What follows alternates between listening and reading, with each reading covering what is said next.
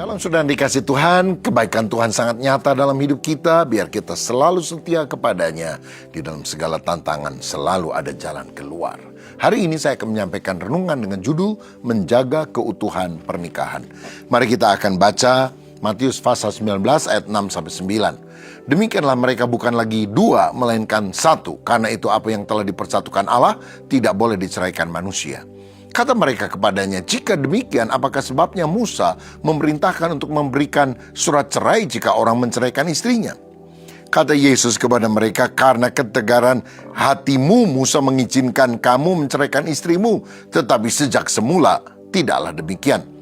Tetapi aku berkata kepadamu, barang siapa menceraikan istrinya kecuali karena zina, lalu kawin dengan perempuan lain, ia berbuat zina. Saudara sekalian, di era modern ini kita sering mendengar istilah, jika sudah tidak cocok, ya cerai saja.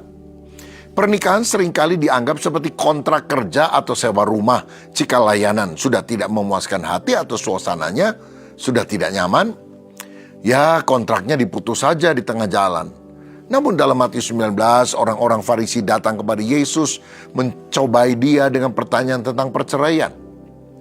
Pada masa itu ada dua mazhab besar Yahudi yang berdebat. Mazhab Samai yang kaku, cerai hanya boleh karena perzinahan. Dan mazhab Hillel yang sangat longgar, cerai boleh karena alasan sepele seperti masakan istri yang gosong. Mereka ingin melihat Yesus berpihak ke arah mana.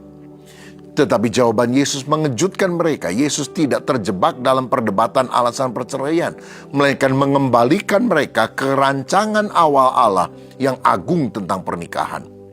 Dari ayat-ayat ini kita akan belajar 3 cara bagaimana menjaga kekudusan dan keutuhan dalam pernikahan. Yang pertama, kita melihat ada ketetapan Allah yang mengikat. Ayat 6 tadi berkata, demikianlah mereka bukan lagi dua, melainkan satu. Karena itu apa yang telah dipersatukan Allah tidak boleh diceraikan manusia.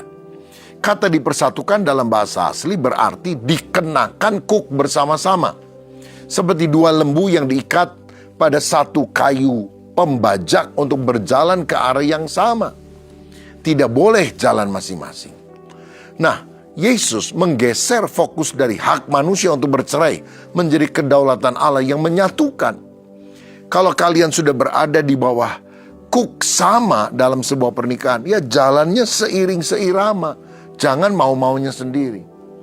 Pernikahan Kristen bukanlah sekedar kesepakatan sosial atau legalitas hukum negara, melainkan sebuah ikatan kudus di hadapan Allah. Karena Allah yang mengikat dan mempersatukan, maka manusia tidak memiliki otoritas atau hak untuk memutuskannya secara sepihak. Pernikahan didasarkan pada komitmen kepada Allah, bukan sekedar perasaan cinta yang bisa pasang surut. Yang kedua, kita melihat ada kekerasan hati yang merusak di ayat 7-8.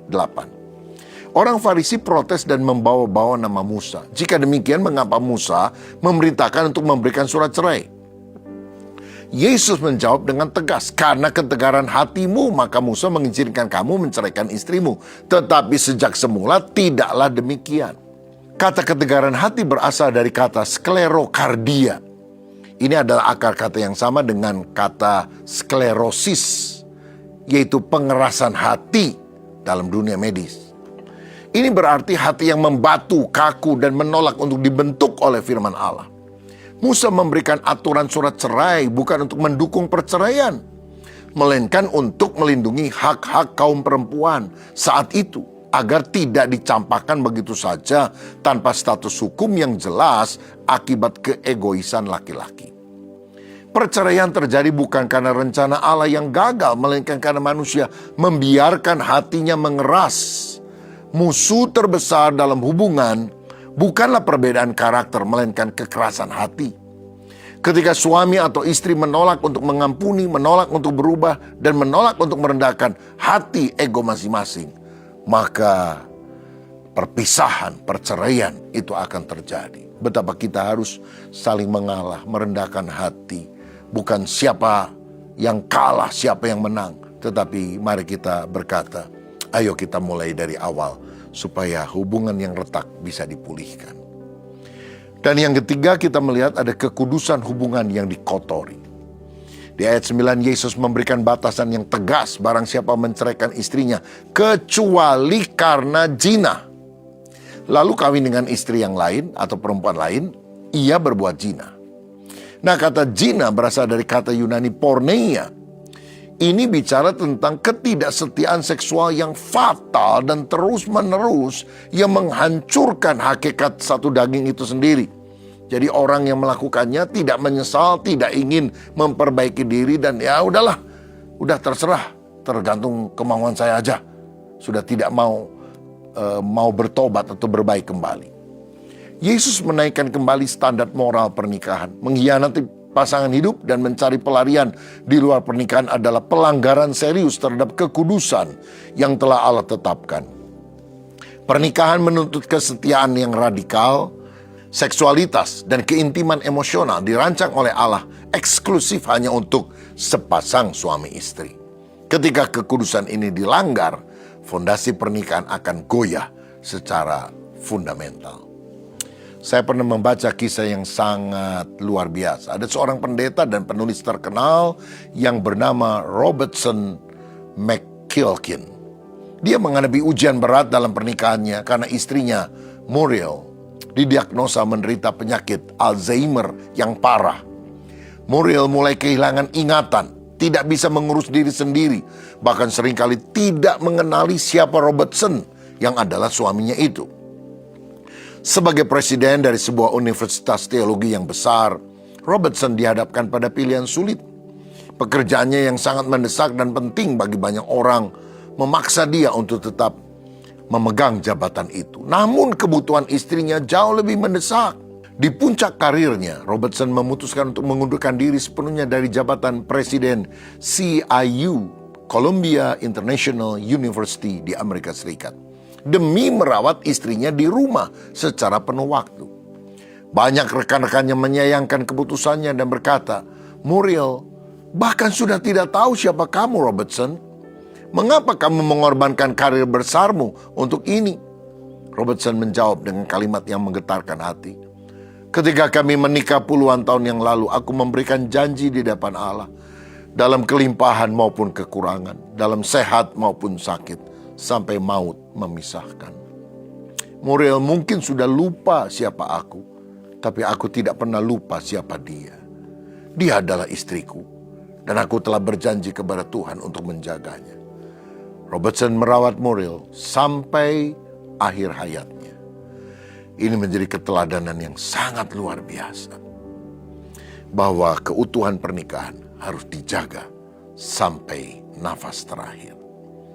Bagaimana kita bisa menerapkan kebenaran ini dalam hidup pribadi kita? Kalau engkau belum menikah, bangunlah konsep pernikahan yang benar sejak masa pacaran. Jangan cari pasangan yang hanya berdasarkan fisik atau materi, tapi carilah orang yang takut akan Tuhan dan menghormati komitmen yang sudah dibuat. Tetapi bagi Anda yang sudah menikah, selidikilah hatimu. Apakah ada kekerasan hati, kepahitan yang sedang Anda pelihara terhadap pasangan? Minta Roh Kudus melembutkan hati kita, supaya kita bisa saling mengasihi dan mengampuni. Dalam keluarga, ayo kita jadikan mesbah keluarga, doa bersama sebagai jangkar rumah tangga. Ketika suami dan istri sama-sama berlutut di hadapan Tuhan, ego akan runtuh. Jangan biarkan konflik verbal atau perang dingin berlangsung berhari-hari. Komunikasikan setiap masalah dengan kepala dingin dan hati yang penuh kasih. Dalam pekerjaan, kita tahu di dunia kerja godaan terhadap keutuhan pernikahan sangat besar. Mulai dari menghabiskan waktu terlalu banyak untuk lembur sehingga menelantarkan keluarga, hingga kenyamanan emosional dengan rekan kerja. Ini perselingkuhan kecil-kecilan, micro cheating yang akhirnya juga bisa membawa kehancuran. Buatlah batasan yang tegas di tempat kerja. Ingatlah bahwa kesuksesan terbesar Anda di tempat kerja tidak akan pernah bisa menggantikan kegagalan Anda di dalam rumah tangga. Sebagai kesimpulan, pernikahan bukanlah sebuah eksperimen untuk untungan, melainkan sebuah ikatan suci yang dirancang oleh Allah untuk seumur hidup. Ketika badai datang menghantam rumah tanggamu, ingatlah kembali bahwa Allah yang telah mempersatukan Anda dengan kekuatannya. Rawatlah komitmen itu agar tetap kudus dan utuh. Siapa yang rindu agar hubungan suami istri diteguhkan, agar keluarga dikokohkan oleh Tuhan. Mari kita berdoa. Tuhan, terima kasih untuk kebenaran firman-Mu. Biar kami menjadi pasangan yang setia satu dengan yang lain. Basuh kami dengan darah Yesus, urapi kami dengan Roh Kudus, supaya kami setia apapun kondisinya, baik ataupun buruk. Biar kami punya hati yang berkenan kepada Tuhan dan menjaga keutuhan nikah. Dalam nama Yesus, berkat atas kami. Amin.